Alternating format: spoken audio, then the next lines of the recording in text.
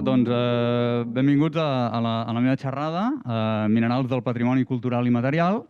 Jo sóc en Lluís Casas, del Departament de Geologia de la Universitat Autònoma, i en aquest cas parlarem de minerals, lògicament, i tractarem minerals en el patrimoni cultural.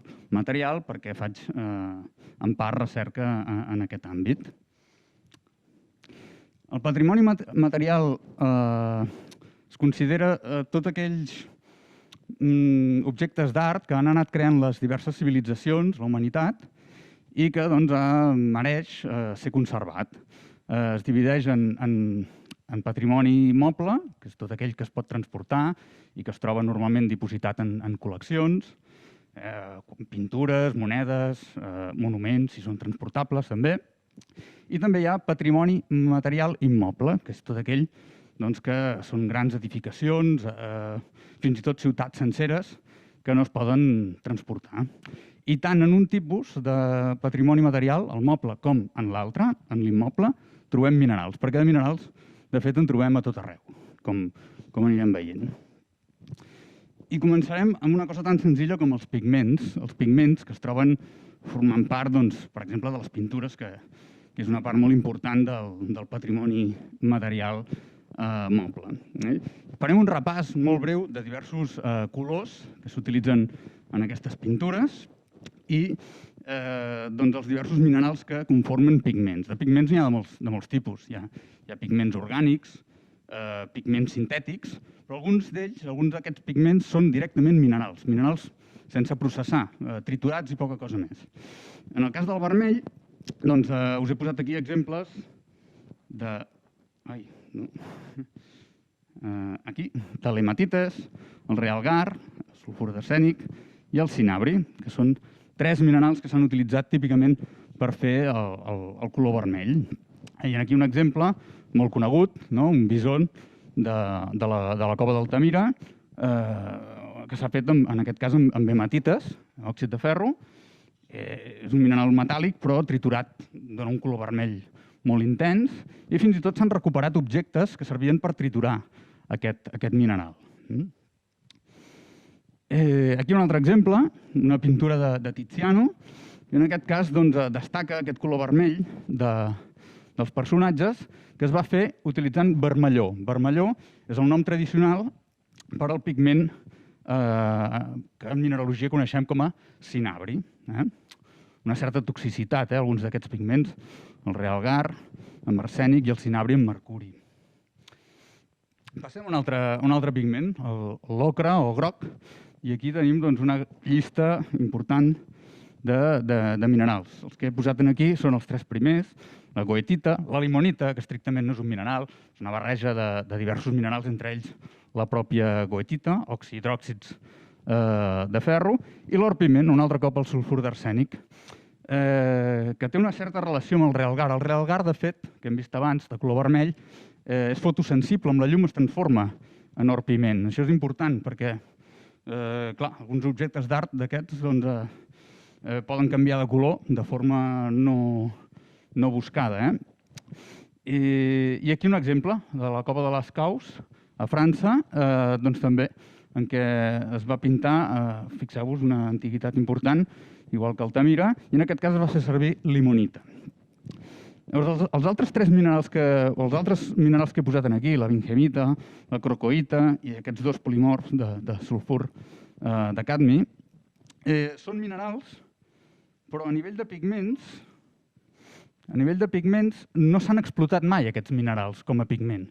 Són el que en diríem pigments sintètics, el que passa és que després ens hem adonat que aquest pigment sintètic, sintetitzat per l'home, té el seu equivalent a nivell de tot, per tant, a nivell estructural també, té el seu equivalent a la natura. El que passa és que són minerals relativament rars, que no s'han explotat mai com a pigments, però jo crec que els podem incloure aquí. La vinhemita, que és aquest d'aquí, i el que he posat en aquest exemple, en aquest quadre de Rembrandt, també es coneix com a groc de Nàpols. La crocoïta, és aquest d'aquí, es coneix, va ser sintetitzat per primera vegada a França, es coneix com a groc de París, o groc de plom, també es pot dir, i aquests 2 polimorfs de sulfur de cadmi Aquí tenim un exemple, tots dos, que es coneix també com a groc de cadmi. Insistim un altre cop aquí amb alguns elements una mica tòxics en el cas dels pigments. Passem al verd. En el verd aquí he posat aquests minerals, la malaquita, molt conegut, un carbonat de coure hidratat.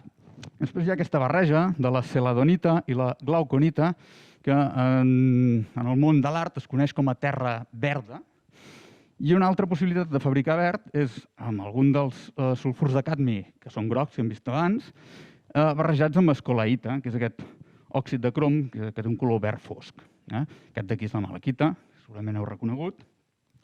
I aquí, com a exemple, en comptes de posar un quadre, he posat el sostre de la catedral de Berlín, que són aquestes cúpules de coure que s'alteren per la presència de CO2 atmosfèric en el carbonat de coure hidratat, la malaquita. De fet, és en aquest cas un efecte buscat. En molts edificis del centre d'Europa tenim aquestes taulades verdoses. Passem al negre. He posat només dos minerals molt coneguts, molt comuns, la magnetita i la pirolusita. Òxid de ferro, òxid de manganès, i aquí també un altre exemple de coves prehistòriques, aquests cavalls que es troben a la cova d'Ekain, a Deva, al País Basc, que en aquest cas es van pintar utilitzant pirolusita, l'òxid de manganès. Aquí tenim els dos. Aquesta és la magnetita, aquest d'aquí és la pirolusita, que segurament la coneixeu, que de vegades es presenta com a dendrítica, oi? El color blanc. El color blanc s'utilitza com a pigment, però també moltes vegades s'utilitza com a base per a sobrepintar-hi o barrejat amb altres pigments que sí que tenen color per estabilitzar aquests pigments que de vegades són una mica inestables. I aquí també he fet una distinció entre el que són minerals que s'han utilitzat realment amb aquesta funció, és a dir, explotant fonts naturals d'aquests minerals com la baritina, la caolinita, el talc o el rútil, i després hi he afegit també aquests productes que en el món de la pintura són productes sintètics, però passa de nou el mateix que he comentat abans, que és que també existeixen com a minerals naturals. La zincita, la valentinita i la cerussita o el seu equivalent hidratat. Aquí els tenim. Aquests serien els que s'han explotat realment com a pigment blanc i aquests els que existeixen com a minerals però no s'han explotat com a pigment blanc, sinó que s'han sintetitzat artificialment. I aquest d'aquí, la zincita, tot i que és molt vermell com a mineral, en pols dona un color blanc lleugerament matisat de vermellós. I com a exemple, aquí fins i tot he posat un article científic en què s'entretenen a analitzar el blanc d'aquest conegudíssim quadre de Vermeer, La noia de la perla, en què es van utilitzar dos tipus de blanc, la cerussita i la hidrocerussita, i a més sembla que en funcions perfectament diferenciades. I un altre exemple, per sortir dels quadres, això és l'habitació de Margarida de Baviera, al castell de Germolles, a França, i en aquest article destaquen que van trobar també cerussita per les decoracions en blanc, i això obre la possibilitat, com que és un carbonat, a utilitzar datació per carboni 14. És a dir, que en alguns casos la composició dels pigments és útil per aplicar altres tècniques, com ara tècniques de datació, que sovint són molt importants en l'àmbit del patrimoni material. Passem al blau, ja és l'últim pigment que comentaré, no us amoïneu. En el cas del blau, he posat aquí 4 minerals. La zurita, que és el pigment blau del conegudíssim lapis lazuli. És un mineral que en el seu moment era molt rar, i de fet el nom tradicional del lapis lazuli o de la lazurita era blau d'ultramar, perquè provenia d'ultramar, arribava a Itàlia des de llocs llunyans del Pakistan, i la seva versió low cost era l'atzurita, que torna a ser un carbonat de coure hidratat, igual que la malaquita. Després també he posat aquí la cuproribaïta, que és també conegut com a blau d'Egipte. De fet, és considerat el primer pigment sintetitzat artificialment per la humanitat. I després n'he posat imatge, estan sempre aquí la lasurita, l'atzurita, la cuprorribaïta, un cristallet molt petit, perquè és un mineral molt rar, no s'ha utilitzat mai com a pigment, la font natural d'aquest mineral, sinó que s'ha sintetitzat artificialment. I finalment aquí falta la foto de l'espinel·la de cobalt, perquè no existeix com a mineral, que jo sàpiga, i és el que es coneix com a blau de cobalt, que és molt utilitzat, és un producte artificial, però estructuralment té estructura d'espinel·la, que és un grup de minerals que sí que existeixen a la natura, però amb altres composicions.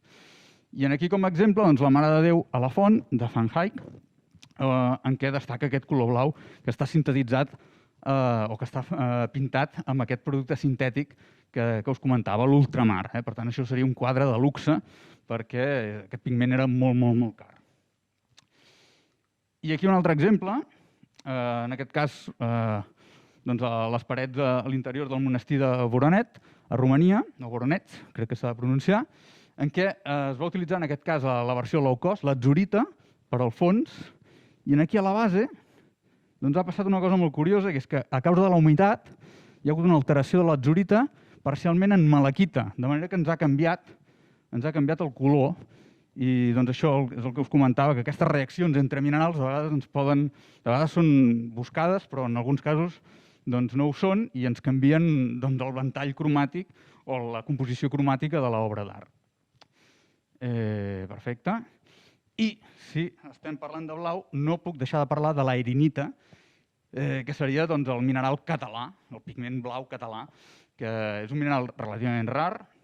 Fixeu-vos, és un silicat, una composició llarga. És un mineral rar, però existeixen alguns jaciments d'aquest mineral en el Pirineu català, a la zona de Lleida, i això va fer que s'utilitzés, s'explotés aquest mineral per fer el blau com a versió catalana del blau ultramar caríssim.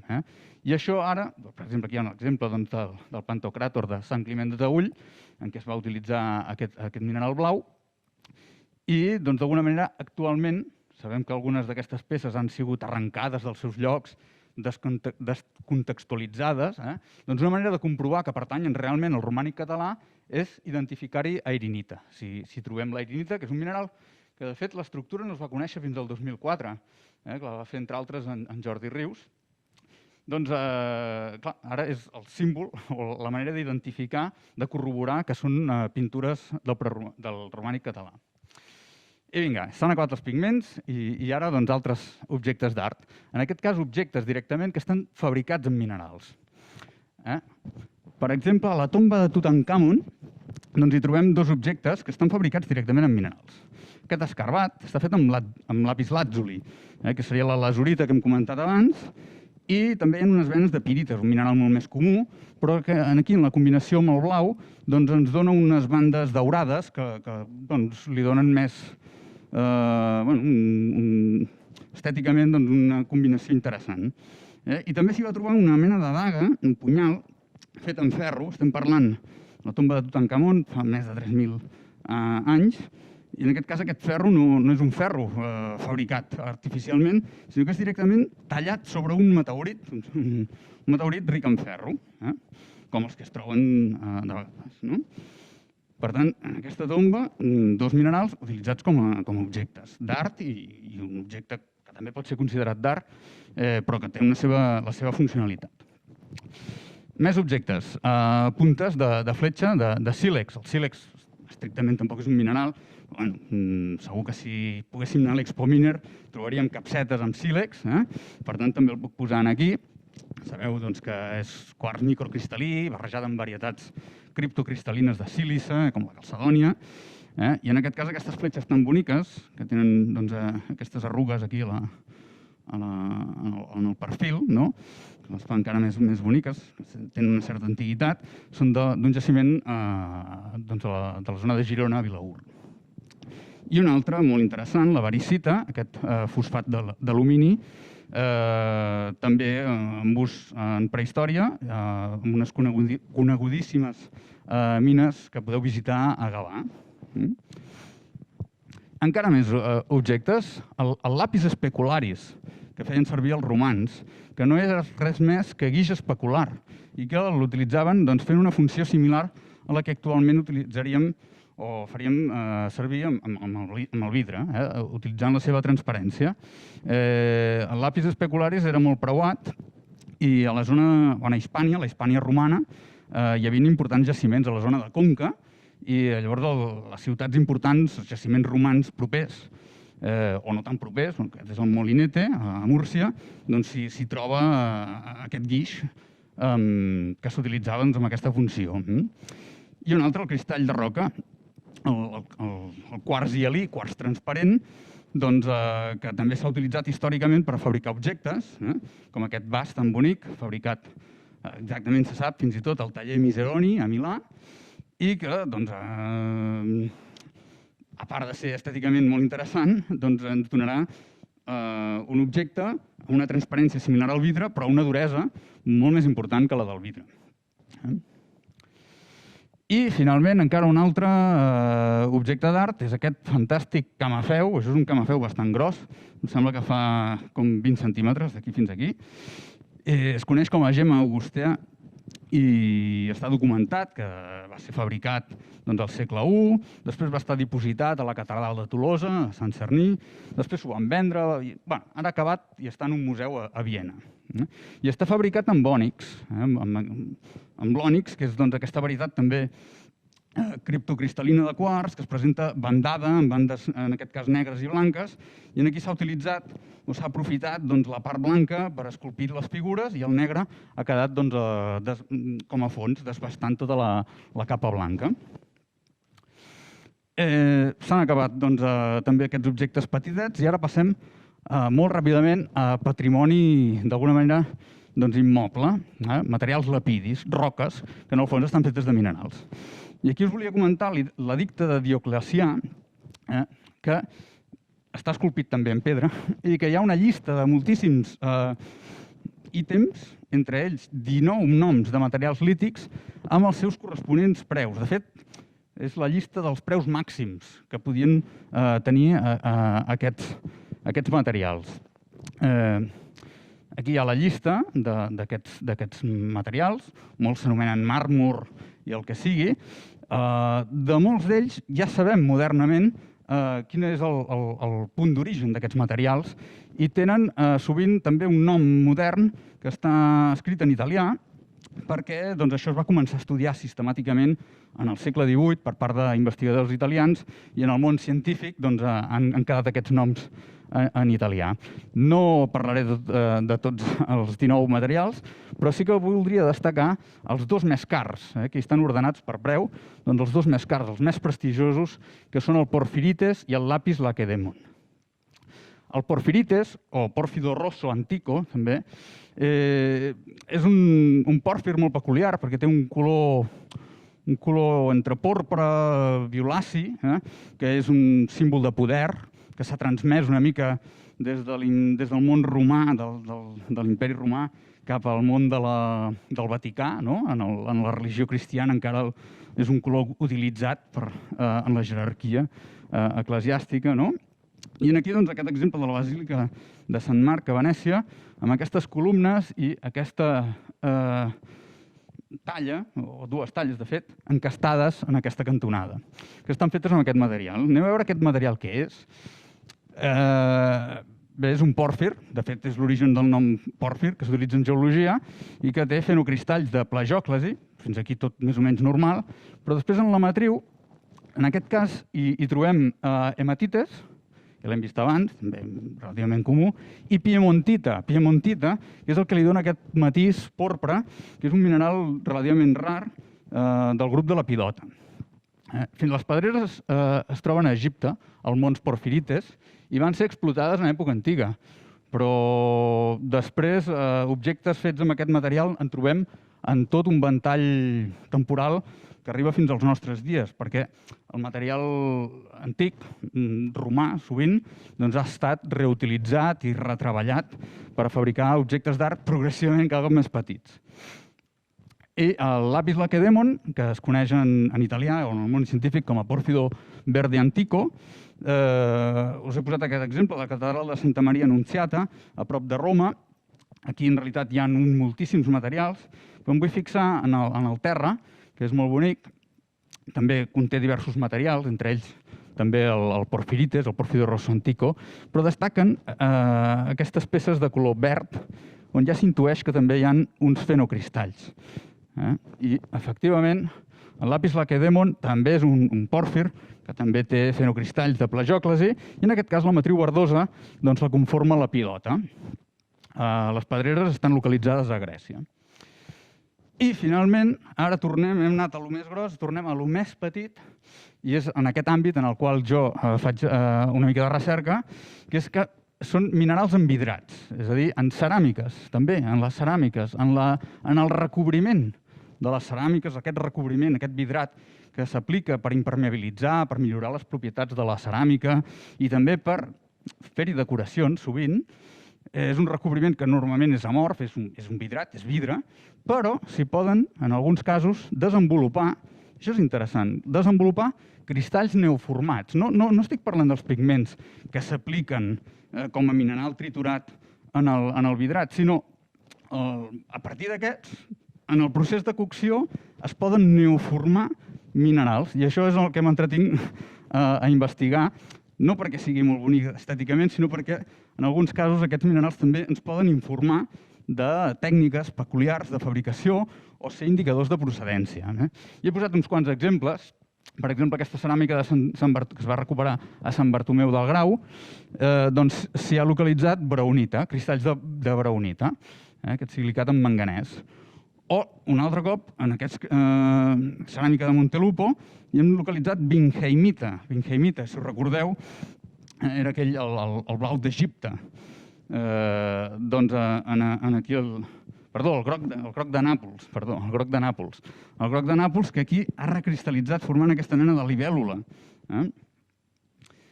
I en aquesta altra ceràmica de Jucos, o Jux en francès, una ceràmica que no és cap meravella, estèticament, té simplement unes taques com a decoració negroses i unes parts que són transparents i es veu el color vermellós de la ceràmica. Què hi trobem a dins? Doncs hi trobem una riquesa impressionant de cristallets. 3 polimorfs de sílice, la cristobalita, la tridimita i el quars, molt reconeixible la seva morfologia. Curiós, en formes, en el cas de la cristobalita, amb aquestes formes dendrítiques que revelen que això ha crescut fora de l'equilibri. De fet, la temperatura de cocció d'aquesta ceràmica no és pas gaire alta i en canvi s'han format aquests polimorfs que en equilibri s'haurien d'haver format a temperatura molt alta. En aquesta mateixa ceràmica també hi trobem melanotequita i lematites. Lematites, aquí, aquestes làmines hexagonals, que són molt petites, fixeu-vos aquí la mida d'aquests cristalls, és molt petit. I la melanotequita, que és aquest silicat, que potser no es veu gaire bé, però són cristalls esquelètics. Fa com una mena de sícules, unes agulles, però que estan buides per dins, també revelant que això ha crescut en unes condicions totalment fora de l'equilibri. Doncs, si us interessa, podeu consultar aquests articles que us he posat aquí, on es parla una mica d'això, i amb això hauria acabat una mica el repàs de diversos minerals en diversos contextos, sempre dintre del patrimoni material. Moltíssimes gràcies.